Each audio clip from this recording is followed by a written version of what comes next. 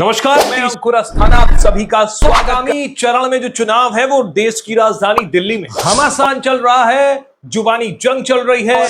इंडी गठबंधन एक तरफ खड़ा है तो एक तरफ एनडीए गठबंधन खड़ा है। इससे घमासान हो रहा है और रिजल्ट भी सामने आ जाएंगे कि किसने जनता का मत जीता। है कि इस जुबानी जंग में इंडी गठबंधन, ये इंडी गठबंधन वाले भ्रष्टाचारी भी है, जिनके पास से ये लोग रंग के हाथ पकड़े जा रहे हैं। भ्रष्टाचारियों का खेल देख रहे हैं। इसके साथ ही इन्होंने कहा है इन भ्रष्टाचारियों की श्रेय हम मोदी करेगा। प्रधानमंत्री नरेंद्र मोदी ने सवाल करते हुए अखिलेश यादव और जमकर हमला बोला था, हालांकि अखिलेश मात देगी।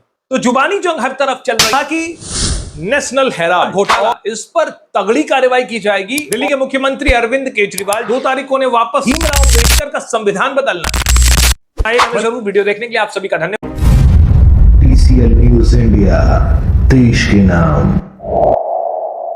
नमस्कार, टीसीएल न्यूज़ इंडिया में मैं अंकुर अस्थाना आप सभी का स्वागत करता हूं। दोस्तों, आगामी चरण में जो चुनाव है वो देश की राजधानी दिल्ली में, और दिल्ली में सियासत ना हो ऐसा कैसे संभव हो सकता है। घमासान चल रहा है, जुबानी जंग चल रही है और इंडी गठबंधन एक तरफ खड़ा है तो एक तरफ एनडीए गठबंधन खड़ा है। दोनों तरफ से घमासान हो रहा है और 4 जून को रिजल्ट भी सामने आ जाएंगे कि किसने जनता का मत जीता। लेकिन सबसे बड़ी बात यह है कि इस जुबानी जंग में प्रधानमंत्री नरेंद्र मोदी ने एक बार फिर इंडी गठबंधन पर जबरदस्त हमला बोला है। उन्होंने कहा है कि ये इंडी गठबंधन भ्रष्टाचारियों का गठबंधन है। और बहनों, ये इंडी गठबंधन वाले गौर भ्रष्टाचारी भी है। ये वो लोग हैं जिनके पास से नोटों के पहाड़ निकल रहे हैं। ये लोग रंग के हाथ पकड़े जा रहे हैं। झारखंड हो, पश्चिम बंगाल हो, सब जगह इनका भ्रष्टाचार खुलकर सामने आ रहा है। यहां दिल्ली में तो हम कट्टर भ्रष्टाचारियों का खेल देख रहे हैं। इसके साथ ही इन्होंने कहा है कि इस बार मैं एक्सरे करूंगा और जो जो भ्रष्टाचारी हैं उन पर तैयारी के साथ बड़ी कार्रवाई करी जाएगी। इन भ्रष्टाचारियों की संपत्ति का एक्सरे अब मोदी करेगा। प्रधानमंत्री नरेंद्र मोदी ये कहते हुए नजर आ रहे हैं। दिल्ली के द्वारका में प्रधानमंत्री नरेंद्र मोदी ने जनसभा के दौरान ये कहा कि इंडी गठबंधन जो है वो भ्रष्टाचारियों का गठबंधन है। इससे पहले ही उन्होंने शहजादे शब्द का इस्तेमाल करते हुए अखिलेश यादव और राहुल गांधी पर जमकर हमला बोला था। हालांकि अखिलेश यादव ने पीएम मोदी के उस बयान का पलटवार करते हुए कहा था कि शहजादे जो है ना वो शह देंगे और जनता मात देगी। तो जुबानी जंग हर तरफ चल रही है और इसमें किसकी जीत होती है और किसकी हार होती है, इसका रिजल्ट 4 तारीख को पता लग जाएगा। द्वारका में प्रधानमंत्री नरेंद्र मोदी ने कहा कि एक्सरे करूंगा। जैसे ही एक्सरे की बात सामने आई उसके बाद से ही घमासान मच गया। उन्होंने कहा कि नेशनल हेराल्ड और शराब घोटाला, इस पर तगड़ी कार्रवाई की जाएगी और हर एक पर कड़ी कार्रवाई होगी। हो भी रहा है। दिल्ली के मुख्यमंत्री अरविंद केजरीवाल जिस तरह से बाहर आए हुए हैं, 2 तारीख को ने वापस जाना भी है। तो शराब घोटाले में अब तक की जो कार्रवाई हुई वो सब हमने देखी है। किस तरह से ईडी अपने आप पूरी दमखम के साथ इस घोटाले का पर्दाफाश करती है। कोर्ट में केस चलता है और कई नेताओं को तो जमानत ही नहीं मिलती है। दिल्ली के डिप्टी सीएम मनीष सिसोदिया को तो जमानत भी नहीं मिल रही है। तो समझिए कि घोटाले पर किस तरह की बड़ी कार्रवाई हो रही है। प्रधानमंत्री नरेंद्र मोदी ने जब से एक्सरे का नाम लिया है तब से ही विपक्ष में थर थर कांप रहे हैं। विपक्ष में डर समा गया है। विपक्ष कहता है कि प्रधानमंत्री नरेंद्र मोदी संविधान बदल देंगे। विपक्ष कहता है कि 400 पार इसलिए चाहिए क्योंकि उन्हें डॉक्टर भीमराव अम्बेडकर का संविधान बदलना है। बल्कि लगातार बीजेपी ये कहती आ रही है कि उन्हें संविधान बदलने की जरूरत ही क्या है, तो संविधान क्यों बदलेंगे। पर विपक्ष कह रहा है कि 400 पार इसीलिए उन्हें चाहिए क्योंकि उन्हें संविधान बदलना है और अपने अनुसार चीजें करनी है। विपक्ष कह रहा है कि तानाशाही की तरफ प्रधानमंत्री नरेंद्र मोदी बढ़ रहे हैं और यह सरकार तानाशाही सरकार बनती जा रही है।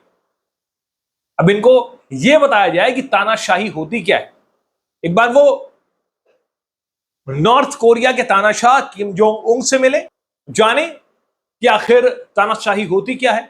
तानाशाही का एक नमूना यही होता है कि अगर किसी भी तानाशाह की तस्वीर मात्र की आप केयर ना करें तो सरेआम गोली चलवा दी जाती।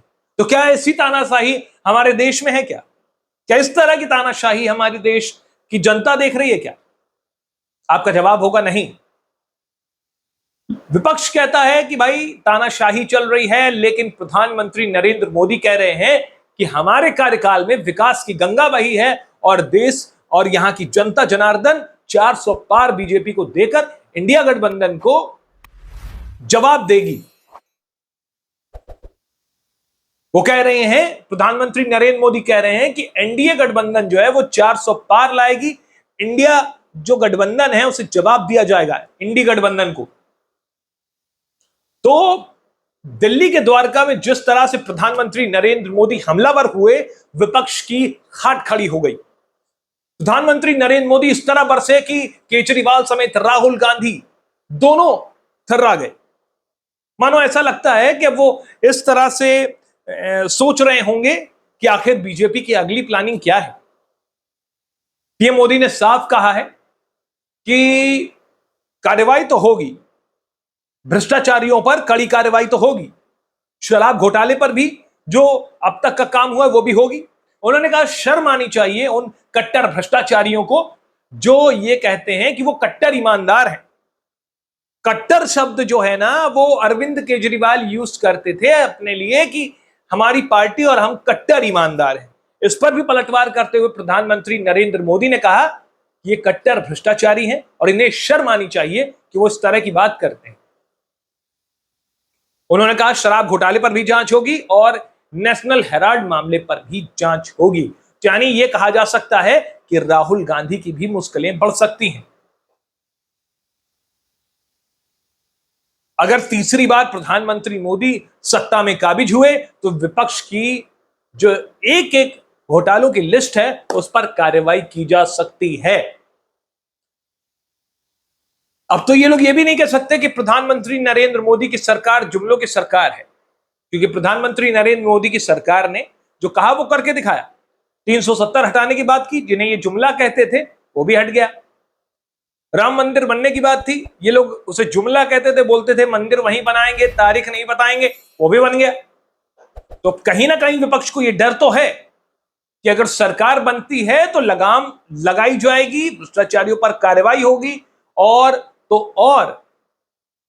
कड़े एक्शन भी लिए जाएंगे। इस रिपोर्ट पर आपकी क्या राय है? क्या आपको लगता है कि प्रधानमंत्री जिस तरह से कह रहे हैं उससे आप सहमत हैं और आपको लगता है कि प्रधानमंत्री नरेंद्र मोदी की अगर सरकार बनती है तो कड़ी कार्रवाई होगी? बताइएगा हमें जरूर। वीडियो देखने के लिए आप सभी का धन्यवाद। चैनल को अगर आपने अभी तक सब्सक्राइब नहीं किया तो चैनल को सब्सक्राइब कर लीजिएगा। वीडियो को पसंद आए तो लाइक कीजिएगा, शेयर कीजिएगा। जय हिंद, भारत माता की जय।